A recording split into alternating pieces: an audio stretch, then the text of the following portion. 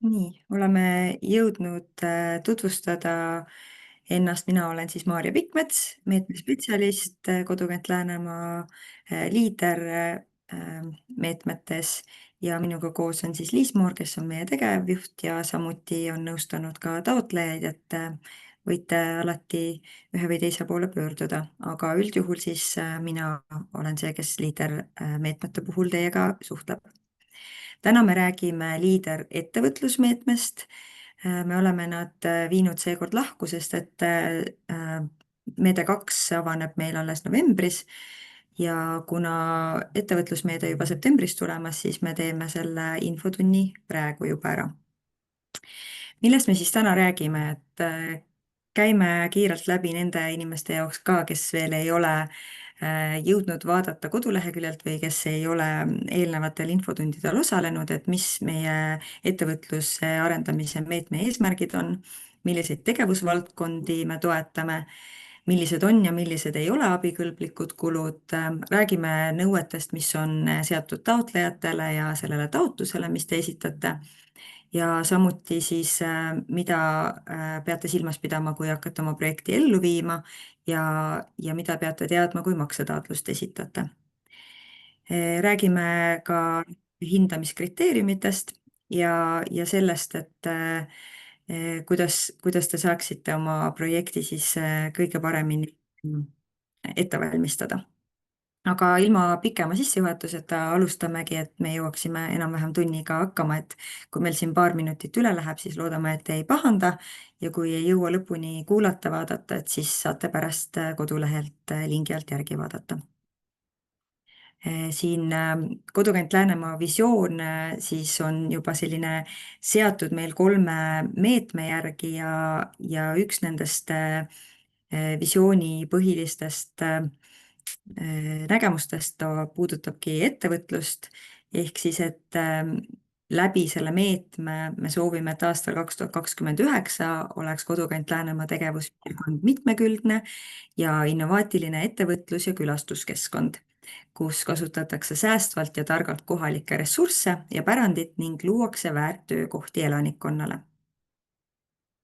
Ma arvan, et see on selline peamine asi ka, millest oma taotluse kirjutamisel kinni hoida, et leida see seos enda vajaduse ja meie ühe visiooni eesmärgi vahel. Meil meede 1 on siis 3 eesmärki.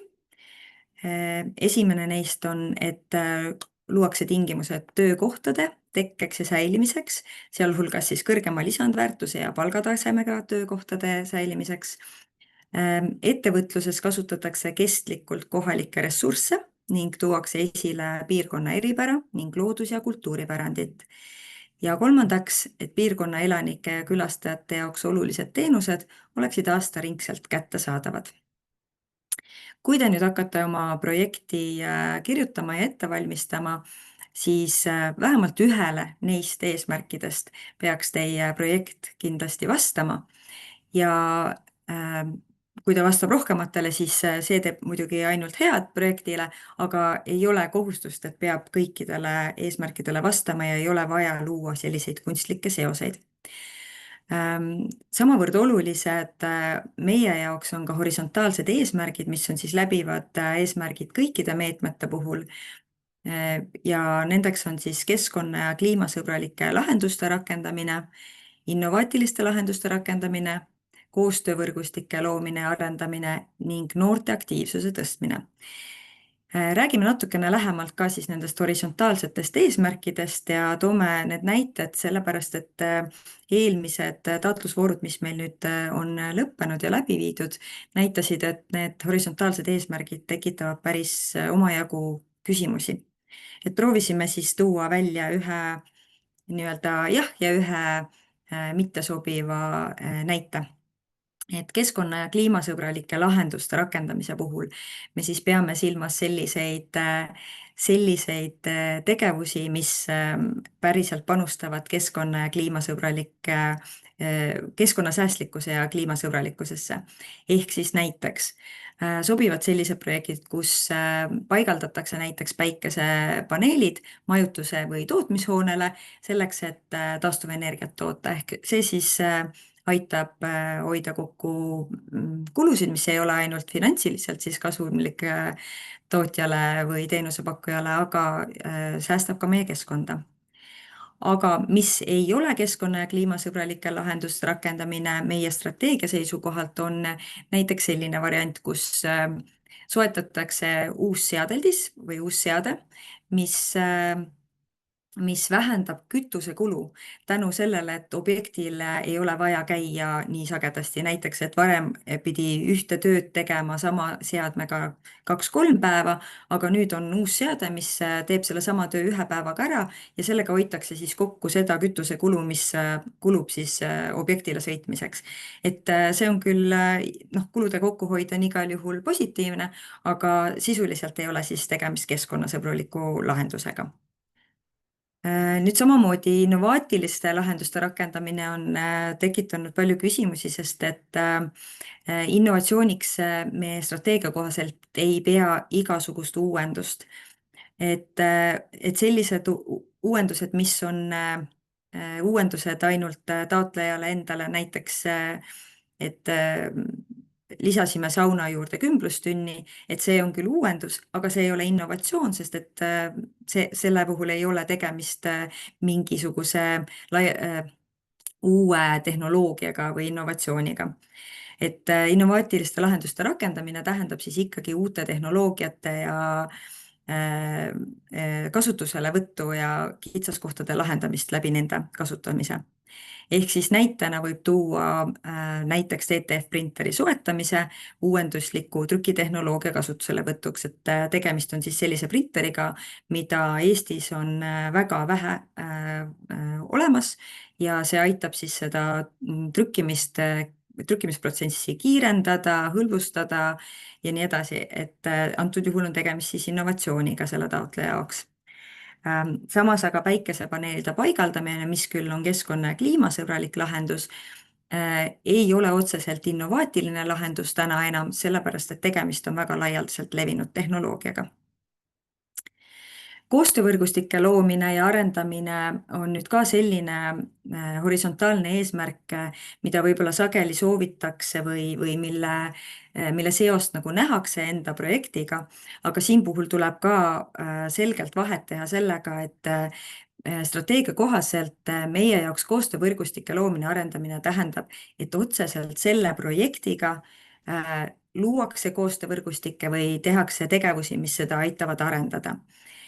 Ehk siis sellised projektid, kus projekti elluviimiseks tehakse ühekordselt koostööd projekti või teenusepakkujatega või siis projektid, kus hiljem potentsiaalselt hakatakse ostma teenuseid teistelt piirkonna teenusepakkujatelt või tootjatelt, et need ei ole koostöövõrgustiku projektid. Koostöövõrgustiku projektid on siis sellised, kus konkreetselt samasuguste huvidega või samasuguste probleemidega ettevõtjad tulevad kokku, luuakse koostöövõrgustik ja tehakse tegevusi, et parandada nende ühiseid tingimusi või lahendada neid probleeme. Ehk siis näiteks see võib olla ka investeeringuprojekt, piirkondliku pakiautomaadi paigaldamine on temperatuuri hoidav. Et see tähendab seda, et need kohalikud tootjad, kes on selle koostöövõrgustiku liikmed, kõik nad saavad oma toodangu paremini tarbijateni toimetada. Aga loomulikult ka siis sellised ühistegevuse projektid, mis ongi suunatud konkreetselt koostöövõrgustike loomisele, arendamisele, on lubatud. Ja neljandaks horisontaalseks eesmärgiks on noorte aktiivsuse tõstmine ja siin puhul me peame silmas just selliseid projekte, mille tegevused on otseselt fokusseeritud noortele. Et kas sellised, kus noortele töötatakse välja koolitusi ja neid viiakse läbi või siis noorte aktiivsuse tõstmise all läheb ka projekt, kui projekti taotleja on kuni 30-aastane. Aga mida me siis noorte aktiivsuse tõstmiseks ei pea, on, kui ettevõtte teenuse või töövõimaluse potentsiaalseks sihtrühmaks on noored. Ehk noored ei ole projekti otsesed kasusaajad ja nende aktiivsuse tõstmine ei ole siis tegevuste otsene fookus. Ehk siis olukord, et kus ma ei tea, loon näiteks mingisuguse poe ja ütlen, et noored hakkavad ka seal poes käima, et siis see ei ole noorte aktiivsuse tõstmisele suunatud projekt. Igal juhul, kuna need on niisugused keerukad ja võib-olla natukene ka sellised piiripealsed eesmärgid, siis alati võib üle küsida, kas te tunnete, et see seostub või mitte. Ja lõppude lõpuks on meil hindamiskomisjoni liikmed, kes omalt poolt siis ka annavad hinnangu sellele, et kuivõrd see teie projekt nende horisontaalsete eesmärkide saavutamisse panustab. Aga liigume siis siit edasi ja räägime toetatavatest tegevusvaldkondadest. Lihtsalt öeldes siin meil nüüd midagi väga uut ei ole, kes on varem olnud kursis meie meetmega, siis ettevõtluseks vajalikud investeeringud on sobivad tegevused, sealhulgas siis ka need investeeringud, mis on mõeldud keskkonnasõbralikesse lahendustesse ja energiatõhususe parandamisse. Loomulikult siis ettevõtlusalaste koostöövõrgustike arendamine, noorte ettevõtlusaktiivsuse tõstmine ja ettevõtlusinnovatsiooni toetavate tegevuste elluviimine ja sealhulgas siis ka teenusdisain ja prototüüpide loomine. Et need on alati natukene keerukamad projektid ja kui teil midagi sellist plaanis on, siis kindlasti soovitame eelnevalt konsulteerida, et need asjad saaks õigesti kirja pandud, et pärast saaks, et ka PRIA-le see projekt sobiks ja et pärast saaks ka seda projekti ellu viia. Toetatavate tegevusvaldkondade hulka kuulub siis ka kohalikul ressursil ja eripäral põhinevate toodete ja teenuste arendamine ning piirkonnas puuduvate teenuste loomine ja sealhulgas siis kogukonnateenuste arendamine. Kogukonnateenused on siis sellised teenused, mis siis turutõrke piirkonnas on mitte kättesaadavad või mida ei pakuta ja seda siis peame kogukonnateenuseks. Jällegi, kui on kahtlus, kas tegemist on kogukonnateenusega või mitte, siis julgelt tasub üle küsida meie käest.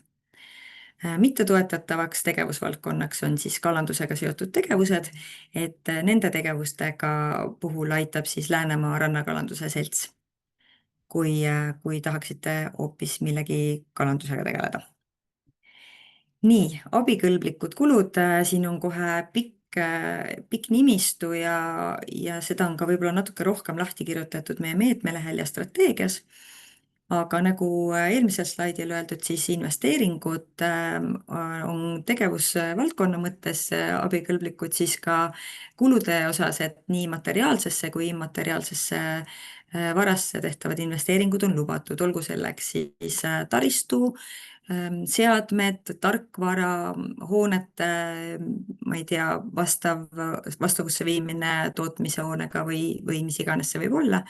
Aga ütlen siin ära, et siis kindlasti mitte hoonete soetamine.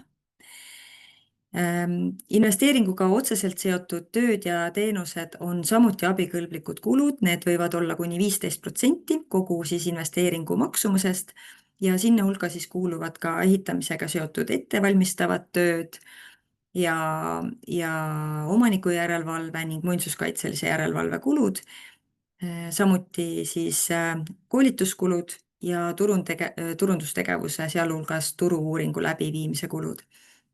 Et siis need on siis otseselt siis selle investeeringuga seotud kulude puhul. Samuti on abikõlblik siis ühistegevuse raames elluviidav mitteinvesteeringute kulud, sealhulgas siis koolitustegevus, turunduse, sündmuste korraldamise ja projektijuhtimise kulud ning ühistegevusega otseselt seotud investeeringud kuni 15% ühistegevuse maksumusest. Ehk siis võib-olla nii-öelda kõnekeeli on inimestel lihtsam aru saada, et see ühistegevus on siis nii-öelda nagu pehme projekt, et kui meil muidu on investeeringuprojektid, siis ühistegevus on siis selline pehme projekt, kus tehakse tegevusi. Siia sobivadki hästi siis näiteks need koostöövõrgustike arendamise ja loomise projektid või noorte aktiivsuse tõstmise projektid. Ja nii nagu investeeringute puhul saab teha 15% 15% ulatuses siis neid otseselt seotud töid ja teenuseid, siis samamoodi ühistegevuse puhul on siis kuni 15% see otseselt seotud investeeringud lubatud. Nii, aga on ka mõned kulud, mis ei ole lubatud. Kindlasti ei ole lubatud projektijuhtimise kulud, välja arvatud siis ühistegevuse puhul. Ühistegevuse raames ei ole lubatud püsikulutüüpi kulud nagu kontoriruumi rent või kommunaalkulud. Lubatud ei ole kinnistu ostmise kulud ja ei ole lubatud ka taastuvenergia, sealhulgas siis päikese, tuule, hüdroenergia kasutusele võtmise kulud eraldiseisva ettevõtlusena tulu teenimise eesmärgil. Sinna hulka siis kuuluvad ka, et nendega seonduvate seadmete soetamine siis, kui see on eraldi tulu teenimise eesmärgil. Ja loomulikult kõik muud liidermäärusest tulenevad mitteabikõlblikud kulud ka.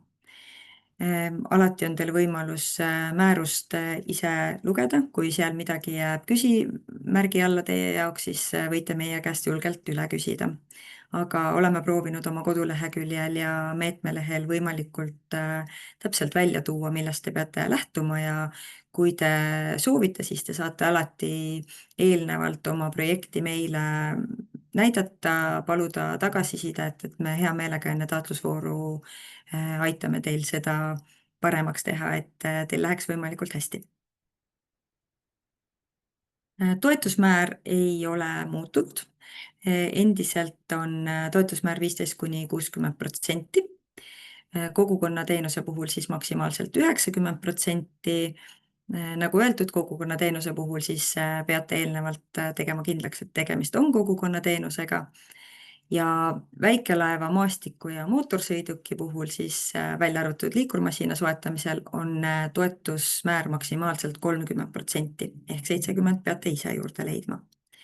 Ja toetussumma meie praegusel perioodil on 5000 kuni 80 000 eurot, aga suurprojektide puhul 160 000. Suurprojektid on siis sellised projektid, millel on märkimisväärne mõju tegevuspiirkonnas, näiteks siis paljude töökohtade loomine. Mis on teie jaoks oluline, mis te peate ettevalmistamisel või kirjutamisel teadma, on see, et jälgige seda, et kas te ikka olete meie tegevuspiirkonda sisse kirjutatud või tegutsete meie tegevuspiirkonnas. Kindlasti peab olema taotleja registreeritud vähemalt 12 kuud enne taotlemist. Ehk siis kui kahjuks me ei saa siinkohal järeleandmisi teha, et seda peab kindlasti jälgima. Taotlemisele eelneva majandusaasta käive peab olema vähemalt 5000 eurot. Ja kui te olete varem Kodukant Läänemaalt liiderprojektidele toetust taotlenud, siis vähemalt esimene maksetaotlus peab olema teil esitatud. Nii. Linda küsib, et MTÜ-d siia ei kuulu. Ei, sest antud juhul me räägime ettevõtlusmeetmest. Elukeskkonnameede on meil eraldi ja sellele tuleb eraldi infotund. Nii et need nõuded on ka natukene erinevad siis ettevõtlusmeetme ja elukeskkonnameetme puhul. Ja kui me oleme siis need taotlejanõuded üle rääkinud, siis kõiki tüüpi projektide puhul on selleks siis investeeringuprojekt või ühistegevuse projekt, olgu tegemist ehitustegevusega või seadme soetamisega, siis kõikide projektide puhul on nõutud, et te esitaksite taotlemisele eelneva majandusaasta aruande. Samuti, kui juhtimis- ja järelevalveorganitesse kuuluvate isikute nimekiri ei ole äriregistris kättesaadav, siis tuleb see dokumendina juurde lisada. Kindlasti peavad olemas olema kõik hinnapakkumised ja hinnapäringud, mis on vastavalt siis määrusele nõutud. Ja samuti meie poolt nõutud finantsprognoos või kulude-tulude prognoos. Et finantsprognoosi me nõuame siis toetustaotluste puhul, mille maksumus on üle 10 000 euro ja mis on väiksemad kui 10 000, siis piisab kulude-tulude prognoosi täitmisest. Kõik need dokumentide mallid on olemas meie koduleheküljel taotlemise all. Ja on olemas ka juhis, videojuhis, kuidas neid täita. Nüüd jooksis kokku. Ahah, tuli. Ehitustegevuse puhul, kuna see on siis ilmselt kõige niisugune keerukam ettevõtmine, siis on seal nõutavad lisadokumendid. Meie omalt poolt nõuame, et oleks juurde lisatud taotlusele kohaliku omavalitsuse poolt väljastatud ehitustegevuse tingimused.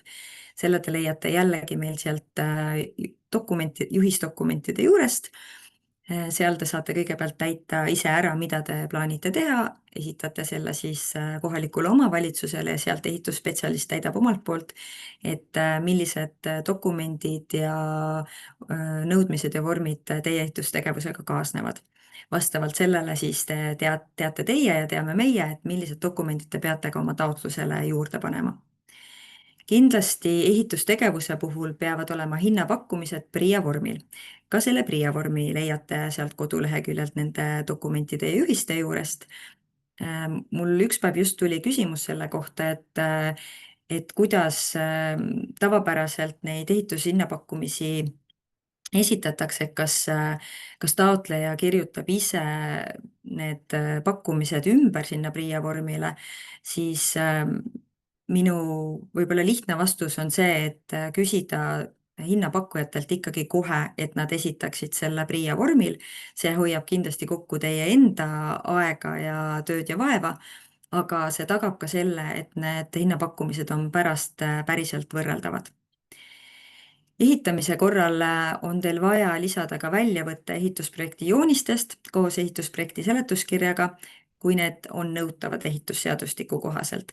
Ehk see siis tuleneb sellest, mis ma varasemalt ütlesin, et KOV-i poolt väljastatav ehitustegevuse tingimused, et seal on siis nemad siis annavad teada, kas see nõuab ehitusteatist, ehitusluba ja sellest tulenevalt siis ka see, et kas on vajalikud ehitusprojektid, millises mahus ja nii edasi.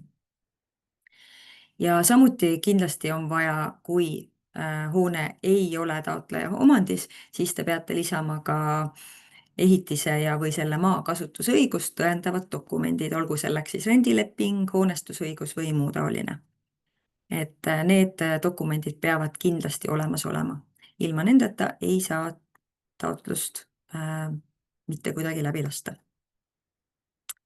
Kui te küsite toetust seadme soetamiseks, siis jällegi sõltuvalt sellest, et millise seadmega on tegu, kas seda paigaldatakse või mitte, on erinevad nõuded.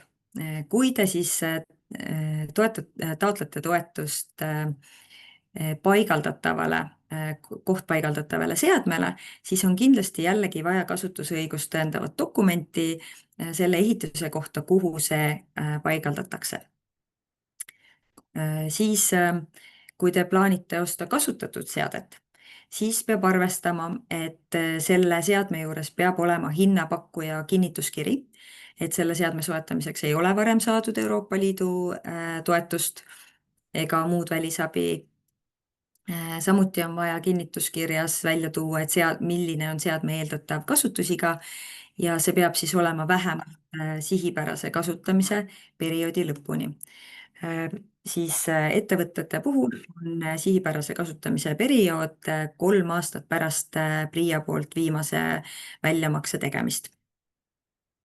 Ja samuti, kui tegemist on kasutatud seadmega, siis peavad olema hinnapakkumised, mis tõendavad, et seadme hind on madalam uue samaväärse seadme hinnast. Ehk siis, kui ta on üle 5000 euro, siis on teil ikkagi vaja 3 võrreldavat pakkumist, aga peab olema nii nii-öelda samaväärse uue seadme pakkumine, aga ka selle kasutatud seadme oma. Ja ühistegevuse puhul nõutavad lisadokumendid võib-olla ühest küljest keerukam, teisest küljest mitte, aga ühistegevuse puhul on siis vaja esitada ühistegevuskava, mis sisaldab partnerite andmeid, nende osapoolte üksikasjalikku ülesannete kirjeldust, milline partner millega tegeleb, kuidas ta panustab projekti elluviimisse. Samuti on siis vaja välja tuua ühistegevuse ning selle eesmärgi ja tulemuste kirjeldus ja selgitada lähemalt siis ka laiemat mõju piirkonnale ning on vaja välja tuua olukorra kirjeldus, mille lahendamisel on ühistegevus suunatud. Suurprojekti puhul ja tegelikult ka kogukonnateenuse puhul siis nõutavad lisadokumendid on sarnased.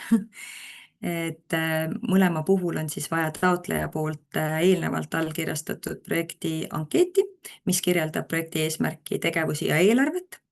See siis esitatakse esmalt Kodukant Läänemaa kontorile, meie edastame selle siis oma üldkoosolekule, kes teeb otsuse, kas lubatakse või ei lubata sellisel moel seda projekti meie taotlusvooru.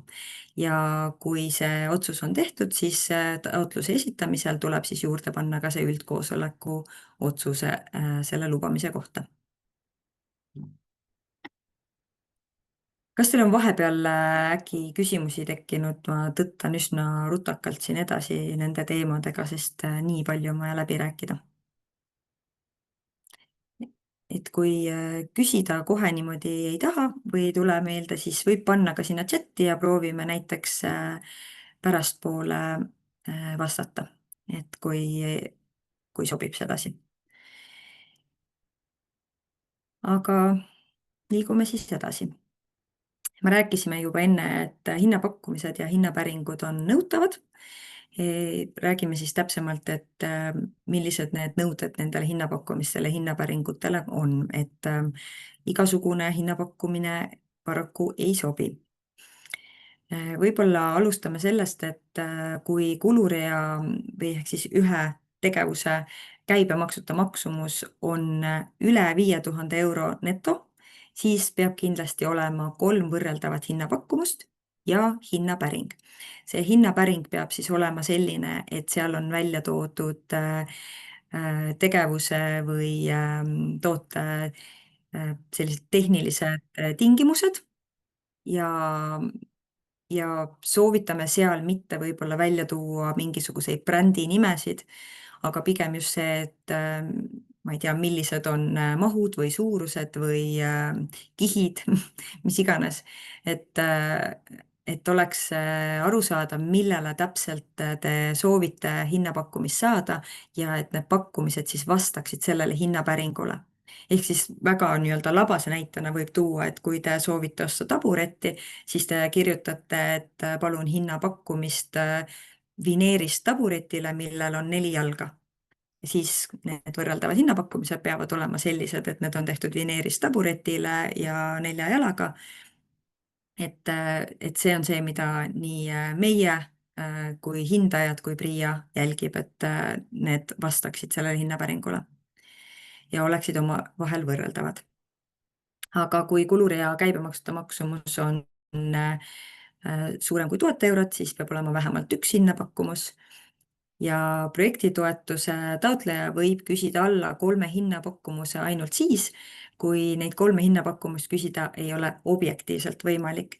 See tähendab seda, et kui näiteks Eestis on mingisugust asja ainult 1 või 2 pakkujat, siis täna see ei ole objektiivseks põhjuseks mitte tagada 3 hinnapakkumist, see tähendab seda, et peaksite leidma hinnapakkumised kas kuskilt välisriigist, lähemalt või kaugemalt Euroopast või isegi mujalt, et nii-öelda riigipiirid ei ole takistuseks sellele, kus need hinnapakkumused tulevad.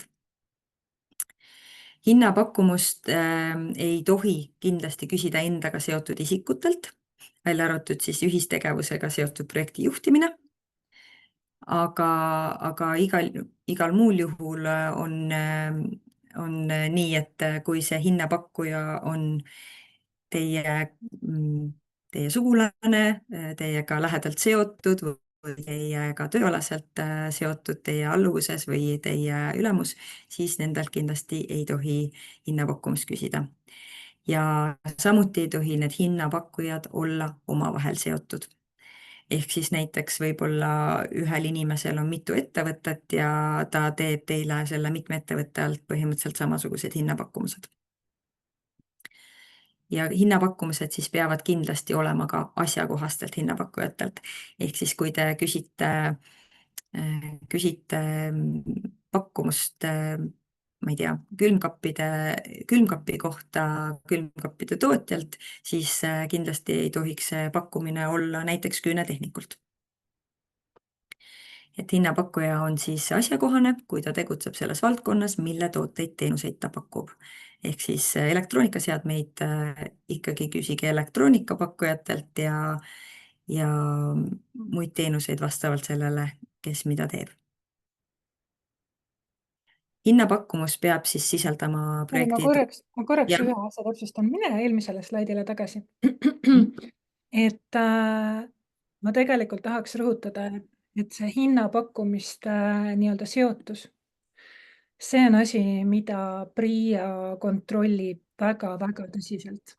Ja siinkohal on arusaadav, et tegelikult ei saagi lõpuni kas või hinnapakkujate omavahelisi seoseid kontrollida. Aga kui te tegelikult teate, et te ise olete seotud, siis kindlasti selliseid pakkumusi palume mitte sinna esitada, sest isegi kui meie seda seotust ei suuda nii-öelda näha, sest meil ei ole ligipääsu näiteks rahvastikuregistrile, siis PRIA teeb kontrolle ka rahvastikuregistrist. Nii et see on asi küll, mida me palume, sest kui see pakkumus on võetud seotud isikult, siis see pakkumus ei loe. Ja Ja selles osas nad ei luba ka pärast muudatusi teha. jah, Et kui on mingisuguseid puudujääke või küsimusi, mille osas PRIA pärast võib teile teha nagu järelpärimise ja mille osas ta nagu lubab täiendada või täpsustada, siis hinnapakkumiste puhul kindlasti, kui seal on eksimused, siis seal ei ole võimalik enam pärast midagi muuta. Aitäh, Liis, et sa seda rõhutasid. Nii. Aga hinnapakkumus siis, see on ka selline sagedane probleem, mis tekib, et hinnapakkumus peab sisaldama projektitoetuse taotleja nime, hinnapakkuja nime, tema registrikoodi ja kontakti, hinnapakkumise väljastamise kuupäeva ja kindlasti töö, teenuse või vara üksikasjalikku kirjeldust ning käibemaksuta ja käibemaksuga maksumust. Ehk siin on need 4 punkti välja toodud. See on asi, mida kindlasti peate jälgima, sest et kui te siin eksite, või tähendab, kui hinnapakkuja eksib, et ta ise unustab midagi välja tuua, siis paratamatu on see, et meie vaatame selle üle ja kindlasti tuleb see teile siis tagasi, siis te peate hakkama seda hinnapakkumist muutma ja see on oluliselt keerukam, kui küsida see kohe õigesti. Hinnapakkumiseks me loeme ka sellist muud dokumenti, millest needsamad andmed peavad selguma, aga saame aru, et et kui te võtate näiteks koduleheküljelt selle väljavõtte, siis on arusaadav, et seal peal ei ole kirjas teie enda taotleja nime. Sealt võib puududa ka hinnapakkuja registrikood ja sealt võib puududa ka käibemaksuta maksumus, aga ülejäänud andmed seal peavad olema olemas. Ehk siis peab olema arusaadav, kes on see hinnapakkuja, millal see väljavõte on tehtud ja millele see pakkumus on võetud ja palju see siis maksab. Ehk siis jällegi ütlen kogemuste pealt, et need väljavõtted alati ei vasta nendele tingimustele. Et sellisel juhul tuleb ka vaadata, et kuidas te saate need meile sellisel kujul esitada, et need vajalikud andmed seal peal olemas oleksid. Ja kindlasti, kui te neid väljavõtteid teete, et palun jälgige, et seal peal oleksid ainult need tooted, teenused, mida te päriselt soovite, et aeg-ajalt need koduleheküljed pakuvad lihtsalt nagu nii-öelda reklaamina ka seotud tooteid või midagi sellist, et väga keeruline on siis aru saada, et millele täpselt on hinnapakkumine võetud. Et kindlasti, kui te võtate koduleheküljelt, siis palun jälgige, et see vastaks täpselt sellele hinnapakkumise nõudele. Ja hinnapäringust ma juba eelnevalt ka rääkisin, et nagu öeldud, peab kindlasti kirjeldama täpselt seda ostetavat tööd või teenust või vara, peavad olemas olema need tehnilised tingimused, millel ta peab vastama ja peavad see olema need arvandmed, et kogused ja mõõtühikud, et kui me räägime taburettidest, et siis palun hinnapakkumist näiteks 10 taburetile. ma vahepeal Maarja segan. Jah. Meil on tulnud üks küsimus chati, et küsimus on seotud, et kui ostetakse näiteks sisustust ja sinna alla läheb palju esemeid, aga iga ese on alla 1000 euro, et kas siis peab olema hinnapakkumus või ei pea. Siin on selline loogika, et kas me räägime kunstlikust tükeldamisest või mitte. Et näiteks, kui te soovite osta 10 madratsit, mille maksumus igal madratsil on alla 1000 euro, siis ikkagi räägime me komplektist. Sama asi on, ma ei tea, nõudega või restorani mingisuguse inventariga. Et kui ta on ikkagi soetatav komplektina, siis peavad need pakkumused olema. Aga kui te suudate tõesti põhjendada, et neid ei saa komplektina osta, et näiteks ongi vaja, ma ei tea, ühte diivanit ja ühte lauda ja ühte külmkappi, on ju. Ma, ma Siis siinkohal nagu ütlen, et selles mõttes selliseid projekte meil on olnud ja kui nüüd sisestada seda projekti PRIA-sse sinna tegevuste alla, kus on eelarve, siis neid ei sisestata eraldi tegevustena. Et ei sisestata eraldi tegevusena diivanite soetamine, madratsite soetamine, vaid sisestatakse tegevusena majutusasutuse sisustuse soetamine, mis tähendab seda, et on vaja näha, millest koosneb majutuse sisustuse soetamise nagu nii-öelda kogu tegevus, kus peavad nad kõik välja olema toodud. Ja sellisel juhul nad nagunii moodustavad suurema summa kui 1000 eurot. Ja seda mitte siis nagu ainult, et üks asi on muidugi nagu arusaadav, et me võime öelda, et siis ei pea olema, aga tekib ka küsimus hindajate seisukohalt, et kuidas te siis moodustate selle eelarve, kui ei ole teada, kui palju need asjad maksavad. Ehk siis hea praktika siin puhul on, et kui te ostate nii-öelda selliseid asju, mida on nagu palju erinevaid väikseid kuluridu, siis hea praktika on selline, et teete juurde näiteks Exceli tabeli, panete sinna Exceli tabelisse diivan, madrats, laud, tool, sinna kõrvale panete järgmisse tulpa maksumuse, käibemaksuta käibemaksuga panete juurde, kust see pakkumine on võetud ja panete juurde lingi. Kõige parem praktika, sest et see annab hindajale ka väga hea ülevaate, kuidas te päriselt oma eelarve olete moodustanud, kas see on mõistlik, kas see on nagu läbipaistev. Et igal juhul ma soovitan isegi väiksemate nende kulutuste puhul, et te panete need maksumused. Need kõik on olemas, et otseselt ei ole nagu ühtegi põhjust, miks ei peaks panema. See on nagu pigem selleks, et teie enda projekt oleks tugevam.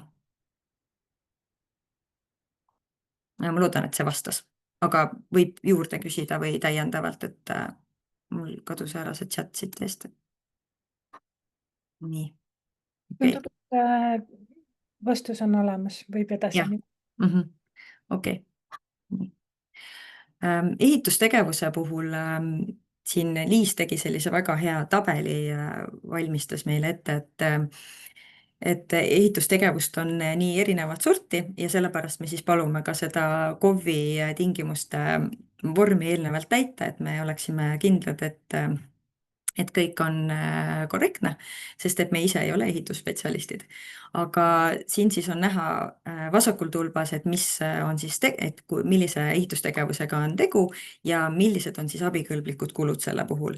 Et kui me räägime sellistest lihtsamatest ehitustöödest, mis ei vaja ehitusteatist ega ehitusluba, näiteks siis värvimine või tapeetimine, midagi tõesti sellist, mida taotleja saab vabalt ise teha, siis selliste tegevuste puhul on lubatud ka ehitusmaterjali kulu ilma ehitustegevuse kuluta, niinimetatud siis iseehitamine.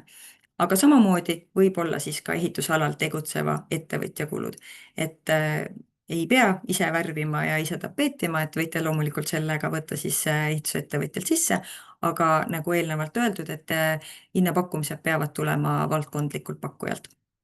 Ja siin puhul siis me vaatame seda MTAK-it. Ehitustööd, mis vajavad ehitusteatist, siis jällegi pakkujaks võib olla ainult ehitusalal tegutseva ettevõtja kulud, järgitakse jällegi MTAK-it ja kolmandaks siis ehitustööd, mis vajavad ehitusluba ja nende puhul siis ehitusseadustiku paragrahv 25 kohase kvalifikatsiooniga ehitusalal tegutseva ettevõtja kulud. Ja siinkohal siis nii meie ise kui ka PRIA järgib, et oleks olemas majandusteatise registris olemas.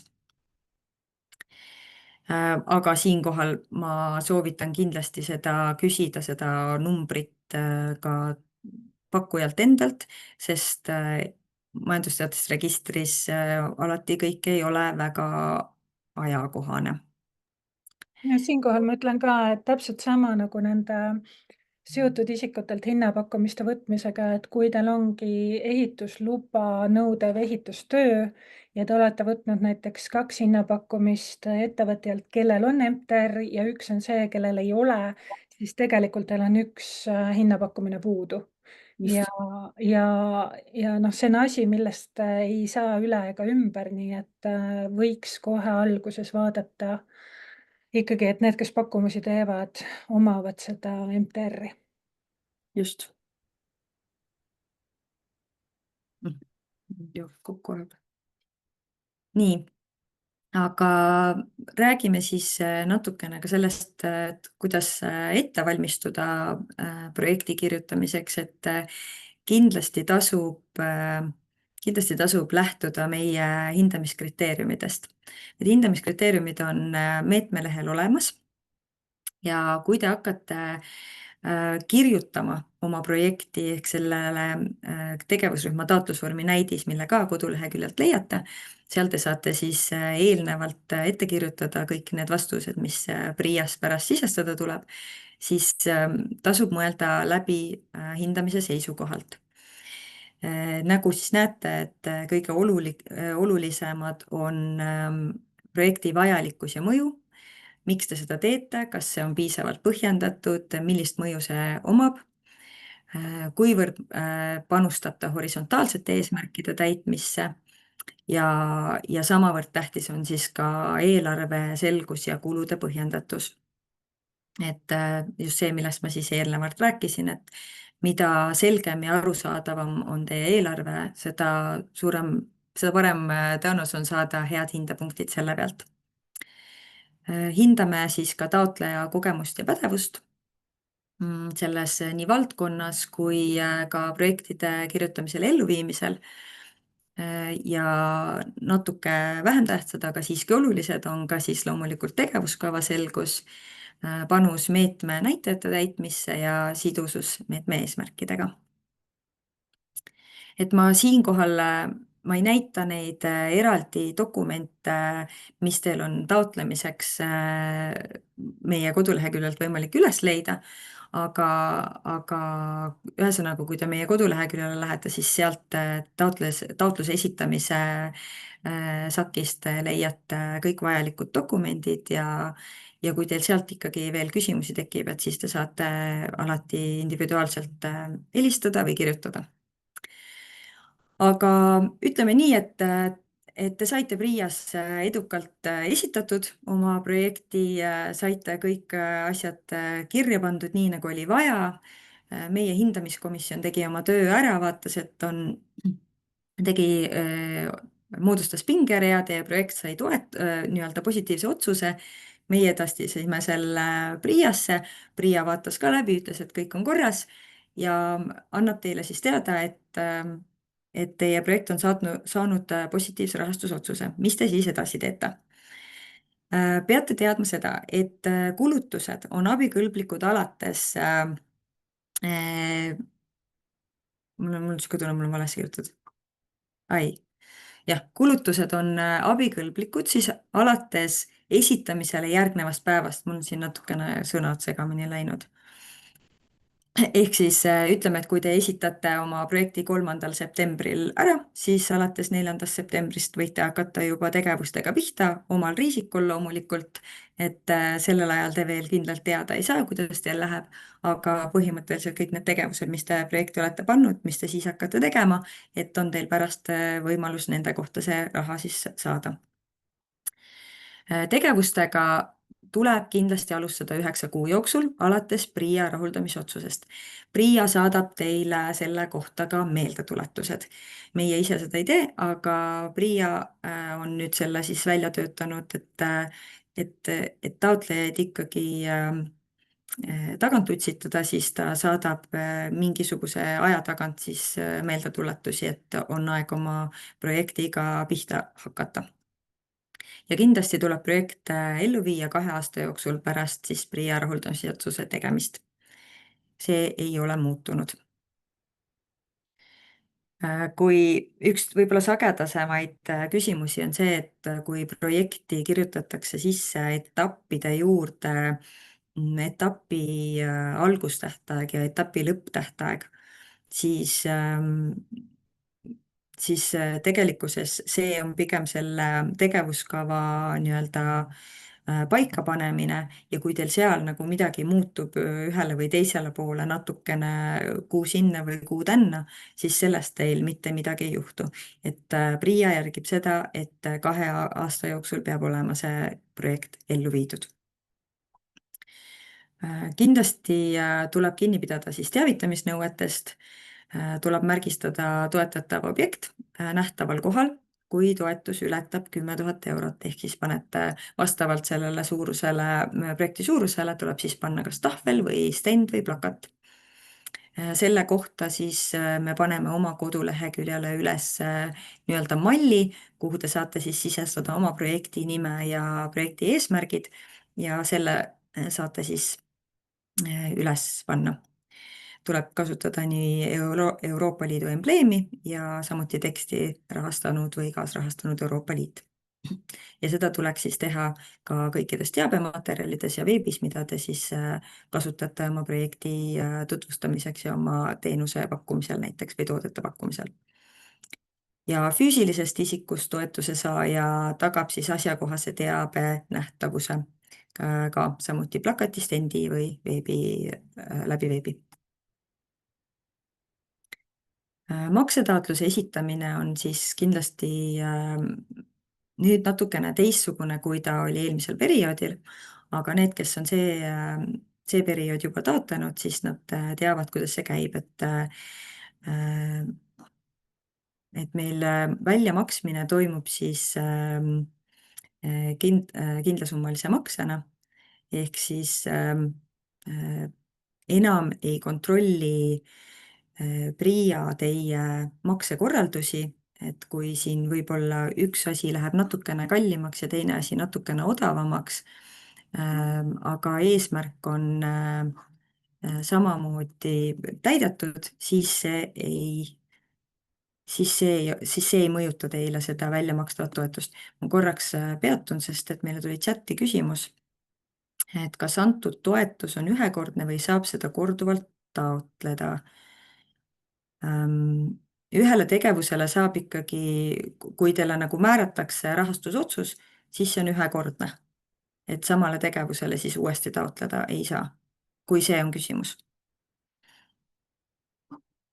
Võib täpsustada, et kui ma ei saanud õigesti küsimusest aru. Siin on erisus ka selle koha pealt, et üks asi on investeeringutoetus ja iga investeeringutoetus peab lõppema siis mingi tulemusega. Et investeering, ühesõnaga, kui te teete investeeringu, siis peab tekkima seal mingi muutus. Ei saa teha mitut projekti järjest ilma, et vahepeal mingi muutus. Et kui te teete näiteks rajate tootmishoone, siis pärast seda esimest toetust peab olema võimalik seda tootmishoonet kasutusele võtta. aga pehmete tegevuste puhul iseenesest võib ju olla tegemist ka korduvate tegevustega. Äh, noh, näiteks kui ongi mingisuguse, ma ei tea, koostöövõrgustiku raames tehakse mingeid tegevusi, siis võib ka samalaadsetele tegevustele küsida ka teistkordset toetust. jah, aga need peavad ikkagi olema uued tegevused. jah, Selles absoluutselt. mõttes, et samale tegevusele ei saa nagu uuesti toetust küsida, see oleks nagu topeltrahastus. Mhm. ma ei tea, et Ma ma ei tea, kas see oli see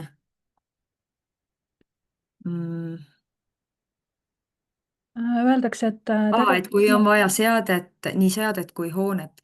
Sellisel juhul ja need võivad olla eraldi projektid, et üks aasta te nii-öelda taotlete toetust ühe tegevuse jaoks ja teinekord teise jaoks, aga täpselt, et nagu Liis ütles, et peab arvestama sellega, et näiteks hoonele üksinda, kui seda hoonet ei võeta kasutusele, ehk see hoone on seest tühi, siis sellele ei ole võimalik toetust anda. Et peab nagu arvestama, et see hoone on siis kasutusele võetav sihtotstarbeliselt, et kui te teete näiteks vee, ma ei tea, pudelivee tootmishoonet, on ju, siis see tähendab seda, et kindlasti peate te selleks, et see raha teile välja makstaks, peab see olema valmis nagu tootma või juba tootma seda pudelivett. Et ilma seadmeteta seda justkui teha ei saa. aga kui te tahate nagu väga erinevaid asju, mis on üksteisest sõltumatud, siis te võite seda vabalt teha nagu eraldi aastatel. Siin on, Tea küsib, et ta ei leia taotlusvormi näidist. See dokument ongi vist, kas ta ei ole meil tegevusrühma taotlusvorm või, Liis? Kui te lähete sinna KKLM, võtate toetused 2023 kuni 2027 ja sealt rippmenüüst võtate taotluse esitamine ja taotluse esitamisel rullite allapoole, siis seal peaks olema juhised ja dokumendid. Kui ma nüüd niimoodi pimesi just, õigesti. nii ongi, juhendid ja dokumentide vormid ja seal on siis esimeses plokis viimane Kodukant Läänemaa taotlusvormi näidis. Me võime teha ka niimoodi, et kui ma lõpetan selle taotluse ära, siis korraks läheme sinna koduleheküljele, näitame, kust mingid asjad leiab. just. Et siis on kõigile selge. Väga hea, aitäh. Läheme siis edasi, et kuidas selle maksetaotlusega on, et nagu öeldud, maksekorraldusi enam nii-öelda arveid ja maksekorraldusi enam esitama ei pea. Küll aga, kui te oma projekti sisestate PRIA-sse, siis seal te peate märkima kõikide nende tegevuste juurde, et millega te tõendate selle tegevuse elluviimist. Seal saab siis valida, kas fotod, mis peavad olema siis selle geopositsioneerimisega, seal võivad olla näiteks üleandmise vastuvõtmise akt, seal võib olla ma ei tea, mis seal veel võiksid olla meil. ühesõnaga, sealt saate valida, aga igal juhul see, mis te välja valite, siis see on see, mille alusel PRIA kontrollib. Et kui te olete pannud, et fotod, siis te peate esitama need fotod, kui akt, siis akt, on ju. ja loomulikult noh, võivad nad tulla siis koha peale seda kõike üle vaatama. nii, üks küsimus tuli veel. ahah, Tea leidis vormi maksetaotlus siis saab esitada projekti taotluses toodud etappide kaupa. Et sellised projektid nagu on ehitustegevuse projektid, et need on ainult üheetapilised. Kuna nagu öeldud, PRIA nõuab seda, et toetustegevusega seotud objekt on siis kasutusele võetud, siis ehitamise puhul saab see olla nagu ainult üheetapiline. Ehk et maja on valmis ja tootmine toimub või maja on valmis ja pakutakse majutust. Aga muul juhul on võimalus projekti ellu viia ka etappidena, näiteks kõigepealt ostetakse ühed seadmed, nendega saab juba tööd alustada, siis saab vahepeal esitada maksetaotluse selle etapi kohta, saate juba natukene võib-olla raha tagasi, et järgmist etappi sellega rahastada.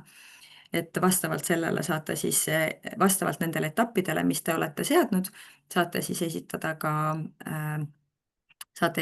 maksetaotlusi. ja maksetaotlus peab siis sisaldama ellu viidud tegevuste tulemuse kirjeldust ja tõendusdokumenti, millest ma just rääkisin. Eesmärgid peavad olema saavutatud, ehk kui te panete etapi eesmärgiks, et ma ei tea, saame, ma ei tea, vurrida mett, siis peab see olema tehtav ja tõestatav. Maksetaotlus tuleb siis ka esitada 2 aasta jooksul, arvates siis PRIA poolt projektitaotluse rahuldamise otsuse tegemisest. Ja PRIA kontrollib siis maksetaotlusega esitatud aruande ja dokumentide nõuete kohasust ning teeb toetuse maksmise otsuse 40 tööpäeva jooksul. Et mis see siis võib olla, 2 kuud umbes. Nii, üks kokku. Kas liikus ära? Vist jah. Lisaks siis nendele maksekorralduste tegemisele korrektselt, siis te peate teadma, et kui te saate toetust, kui teile määratakse toetus, siis teil on kohustus säilitada ja kasutada projektitoetuse abil soetatud, renoveeritud vara sihtotstarbeliselt, võimaldama auditi, järelevalve ja muid toetusega saamise seotud kontrollide läbiviimist, ehk te peate lubama ligipääsu ja samuti esitama Kodukant Läänemaa või PRIA nõudmisel projektitoetuse kasutamisega seotud seireandmed. Täitma loomulikult toetusega seotud teavitamisnõudeid, millest me eelpool rääkisime. Ja nagu eelpool varem ütlesin, siis sihipärase kasutamise periood on vähemalt 3 aastat, arvates PRIA poolt viimase toetusosa väljamaksmisest.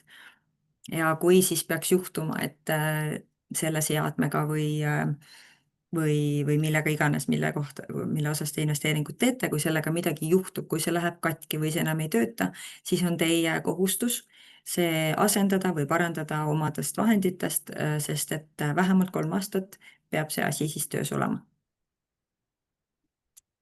Nii, ma annan teile ka väikese ülevaate selle kohta, et kuidas see protsess ja kõik välja hakkab nägema. See on tegelikult päris pikk, nagu juba näha, et meie võtame esmakordselt seekord siis taotlusi vastu 5 tööpäeva asemel 10 tööpäeva, anname siis võimaluse natukene rahulikumalt seda sisestada, sest ikka aeg-ajalt juhtub, et mõni dokument on ikkagi puudu või on kaotsi läinud või juhtub midagi arvutiga või mis iganes. Et me küsisime tagasisidet meie taotlejatelt, oli soov, et taotlusvoor oleks avatud veidi pikemalt ja tulime siis sellele vastu ja loodame, et see mõjutab positiivselt taotlejate kogemust. Sellele siis järgneb, kui teie taotlused on vastu võetud ja on taotlusvoor suletud, siis viime läbi taotluse tehnilise kontrolli, milleks meil on siis 20 tööpäeva aega. Tehnilisele kontrollile järgneb siis selline bürokraatlik vaheetapp, kus juhatus peab kinnitama, et tehniline kontroll on läbi viidud, kõik on korrektselt tehtud ja pärast seda siis suunatakse hindamisele. Hindamine toimub samuti 20 tööpäeva. Meil on siis kokku 8 hindajat, 2 nii-öelda ettevõtlusalast eksperti, 2 vabaühenduste alast eksperti, 2 kohalike omavalitsuste valdkonna eksperti ning 2 väliseksperti. Kui hindamine on lõppenud, esitatakse protokoll, esitatakse pingerida. Kui pingerida on selgunud ja kinnitatud juhatuse poolt ja meie oleme saatnud selle otsuse edasi PRIA-le, siis teavitame kindlasti ka kõiki taotlejaid sellest, kuidas nende taotlusel läks, anname tagasisidet hindamistulemuste kohta ja täpsustavat infot siis sellele, mis edasi saama hakkab. Ja sellele siis järgneb PRIA menetluse ja rahastuse tegemise protsess, mis on natuke pikem ja meie seda kuidagi kontrollida ei saa, aga ütlen, et meie ise alati proovime teha võimalikult kiiresti, et see 20 tööpäeva on maksimum, mis meil on ette nähtud, aga kui me saame, siis me teeme alati kiiremini, et me jõuaksime et taotlejad saaksid võimalikult kiiresti oma vastused kätte. Ja hindamise puhul siis on niimoodi, et kindlasti iga taotleja puhul me pakume võimalust kas ärakuulamisel oma projekti tutvustada ja vastata hindamiskomisjoni küsimustele või siis tuleme hindamiskomisjoni liikmetega paikvaatlusele koha peale, et täpsemalt selgust saada, et millega taotleja tegeleb ja kus see tegevus toimub. Ja seda kindlasti ei pea kartma, et see on pigem selline hea võimalus ennast selgitada ja võib-olla rääkida nendest asjadest, mis kuidagi sinna projekti taotlusesse ära ei mahtunud. Et kui me seda võimalust teile pakume, siis kindlasti soovitame vastu võtta, et me ei hoia ka väga pikalt kinni, et meie külaskäigud jäävad alati kuni 30 minuti sisse ja ärakuulamised on 15 minutit, et see on lihtsalt hea võimalus teie jaoks. Nii, ja lõpetuseks ma siis tahaksin veel panna südamele, et kui tegevusrühm või PRIA teeb teile järelpärimise teie taotluse kohta, siis kindlasti tuleb vastata etteantud aja jooksul. Meie ise tehnilise kontrolli käigus anname esimesel nii-öelda järelpärimisel teie jaoks aega 5 päeva ehk kalendripäeva, siis küsimustele vastata või taotluses teha muudatusi. Avame selleks avame selle taotluse teel muudatuste tegemiseks ja taotluses tuleks siis muuta ainult neid asju, mille kohta on küsitud. Et kindlasti ei tohiks omapäi hakata mõtlema, et tegelikult ma oleks võinud seda kuidagi teisiti kirjutada ja ma tahaksin hoopis selle dokumendi ka sinna juurde lisada. Et kui teil midagi meenub, mis jäi kirjutamata või lisamata, siis eelnevalt tuleb teil kindlasti meilt luba küsida selle jaoks. Ja taotluse muutmine toimub siis ka e-PRIA-s läbi muudatustaotluse esitamise ja hoiatan, et taotluse tagasivõtmisega e-PRIA-s võetakse tagasi kogu teie taotlus ja seda kuidagi uuesti esitada ei saa. Et kindlasti olge tähelepanelikud, et te kogemata ei vajutaks taotluse tagasivõtmise nuppu. Niisiis,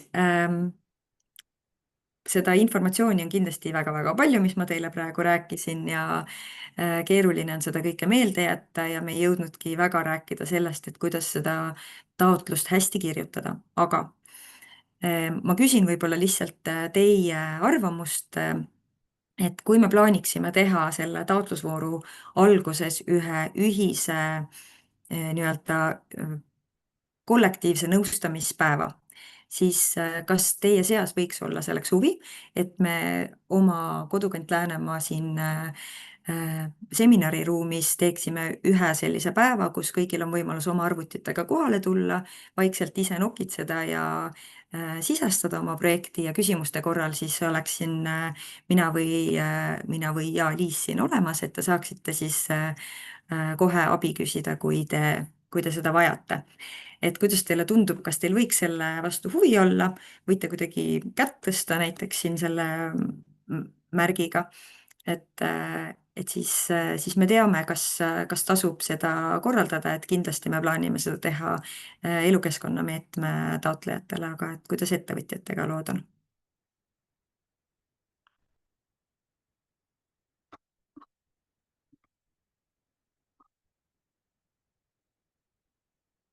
Ja, et ma siin täpsustan, et ega individuaalseid nõustamisi me teeme ikka ja nendega saab ka meie poole pöörduda, aga sageli ongi see, et me teeme nõustamise ära ja siis hakkab sisestamisel tekivadki sellised jooksvad küsimused, et siis on jah, aega rahulikult nokitseda, meie oleme alati olemas ja ma arvan, et nii saab see protsess palju lihtsam. Väga hea, no vähemalt on mõned huvitatud, et ma arvan, et me proovime selle ära. Jah, et juba isegi, kui paar tükki on, kes soovivad, et siis kindlasti juba tasub.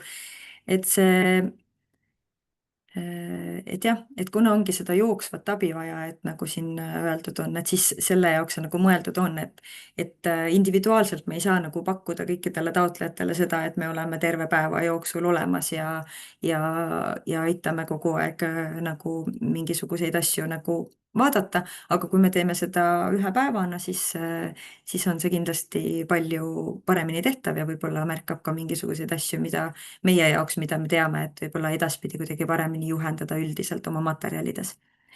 aga väga kena. siis mm, ühesõnaga, kindlasti olete oodatud individuaalsele nõustamisele, konsultatsioonile, võib tulla meie kontorisse. mina pakun konsultatsioone ka Lihulas ja seal lähistel, et oleme käinud ka aeg-ajalt taotlejate enda juures, kui on olnud asjakohane. võite helistada, võite kirjutada. teeme ka veebi teel siis nagu Zoomi nõustamisi, et mis iganes teile nagu kõige parem lahendus on. et lepime selleks lihtsalt aja kokku. ja ma võib-olla siis näitan korraks meie seda kodulehekülge ka, et meil küll aeg on juba läbi, aga siiski.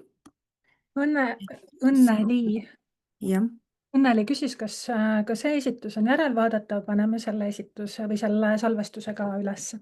ja kindlasti paneme. nii, aga teeme siis niimoodi, et ma lähen kodulehele ja jagan siin ekraani, et näidata, kuidas te jõuate. nii, loodan, et te näete kenasti. oleme meie kodulehekülje esilehel. nüüd te siin näete, siin on toetused 2024 kuni 2027. kui ma lähen siia peale, aga ei vajuta, siis avaneb rippmenüü. ja kõigepealt on siis esimene pealkiri on meetmed, kus siis on välja toodud meie meetmete selleaastane rakenduskava ja meetmete sellised lühikokkuvõtted, mis siis sisaldavad eesmärki ja toetusvaldkondi, toetuse suurust ja nii edasi, millest me kõigest rääkisime, aga siin on siis ka võimalik alla laadida meetmeleht. praegu seda siin ei hakka alla lahti tegema, aga siia peale klikates siis tuleb niisuguse kõige olulisema infoga mõni lehekülg infot, mille te võiksite siis võtta aluseks, kui te hakkate oma taotlust kirjutama ja ette valmistama. ja siis taotluse esitamine on see, kus saate siis jällegi infot selle kohta, kuidas see taotlemine käib. ehk siis nagu selgitatud, siis see taotlemine toimub e-PRIA-s. kui te ei ole varem e-PRIA-s midagi teinud, siis kõigepealt te peate ennast e-PRIA-s kasutajaks registreerima. et ärge seda ka siis unustage, et muidu tuleb üllatusena, et kui te viimasel päeval hakkate taotlust esitama ja siis peate veel kasutajaks ennast hakkama registreerima. et lisaks siis meie enda taotlusvormile küsitakse e-PRIA-s üldandmed, detailandmed, sealhulgas siis ka seireandmed, mida kogub ministeerium. Need on üldjuhul sellised pigem nagu lihtsad, et paned ainult linnukesi, et võib-olla millele siis nagu, mis on nagu natuke keerukam, on see, et projekti detailandmetes peab siis kirjutama projekti lühikokkuvõtte tegevustest ja eesmärkidest, et siin puhul tuleb olla nagu valvas, et ei kirjutaks ennast nii-öelda nagu nurka kinni, et eesmärk on soetada John Deere, ma ei tea, Z652 on ju, ja siis pärast seda ei saa saavutada või et kirjutate eesmärgiks, et eesmärk on luua 3 töökohta, aga tegelikkuses projekti lõppemise ajaks, selleks ajaks, kui te hakkate raha taotlema, siis neid töökohti loodud ei ole. et eesmärk peab olema siis piisavalt selge, et oleks arusaadav, mida te saavutate projektiga, aga samas mitte niivõrd detailne, et ei oleks võimalik olla paindlik. ja siin on jällegi toodud välja need esitatavad dokumendid, on kõik uuesti üles kirjutatud, et kui teil nüüd praegu kõik see meelde ei jäänud. ja siin allpool siis leiategi juhendid ja dokumentide vormid. Siin on siis ka juhend e-PRIA-s taotluse esitamise kohta, mida te saate eelnevalt vaadata. finantsprognoos siis nende jaoks, kelle taotlus on suurem kui 10 000 eurot. videojuhend on ka siin juures mõlema prognoosi puhul ja siin on siis see KKLM taotlusvormi näidis. Seda näidist ennast te siis ei lisa dokumendina, needsamad küsimused tulevad siis seal e-PRIA-s välja, et siis te saate lihtsalt siit taotlusvormi näidisest nad nii-öelda copy pastada.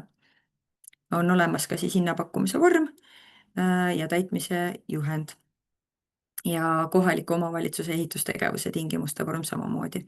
Hinnapäringule meil kindlat vormi ei ole, et kuna hinnapäringud või noh, tegevused on niivõrd erinevad, et siis siinkohal meil ei ole mingit sellist vormi nagu välja töötatud, aga soovitame siis lähtuda sellest, mis me oleme rääkinud, et mis seal hinnapäringus olemas peab olema. Ja siin on ankeedid suurprojekti ja kogukonna teenuse kohta ning ühistegevuse tegevuskava vorm. Et siit leiate need kõik üles. Lisaks me siis töötasime tegelikult välja, just alles eile sai valmis, me ei ole seda veel koduleheküljele pannud, aga meie käest saab küsida siis sellise enesekontrolli lehe, kus on selline väikene checklist, et teil on võimalik järgida, et kas mul on olemas kõik need asjad, kas ma vastan kõikidele nendele tingimustele, kas mul on projektis olemas kirjutatud või vastatud nendele küsimustele, et midagi sellist, mida te saate, niisugune üks A4, kus te saate, ma ei tea, välja printida ja päriselt maha tõmmata, et kui teil on olemas, et loodetavasti on teile selline väikene abivahend ja saame siis seda teiega jagada, et kes soovib kasutada. Kas on veel äkki siin lõpetuseks mõni küsimus? Ei ole vist rohkem tulnud vahepeal. Et igal juhul minu poolt suur tänu kõigile osalejatele, aitäh Liisile, kes veel rõhutas olulisi asju ja kui teil jäi midagi segaseks ja kindlasti jäi, ärge tundke ennast pahasti, et küsige julgelt, et siis me saame aidata, et teie taotlus tuleks võimalikult tugev ja võimalikult hea ja teil oleks head šansid, kui te jõuate hindamiseni. Aga suur tänu ja kohtumiseni. Jään ootama teie kirju ja kõnesid.